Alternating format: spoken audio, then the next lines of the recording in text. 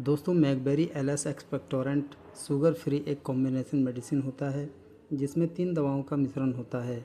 एक होता है लेवोसाल्बुटामोल, दूसरा होता है एम्ब्रोक्सोल और तीसरा होता है गुआफेनेसिन। दोस्तों इस दवा का इस्तेमाल बलगम वाली खांसी के इलाज के लिए किया जाता है। यह नाक, सांस नली और फेफड़ों में बलगम को पतला करता है जिससे बलगम को बाहर निकालना आसान हो जाता है। लेकिन दोस्तों याद रहे इस दवा का इस्तेमाल बिना डॉक्टर के सलाह के कभी ना करें। जानकारी अच्छी लगी हो तो वीडियो को लाइक करें, शेयर करें और इसी तरह वीडियो देखने के लिए चैनल को सब्सक्राइब भी करें। Thank you.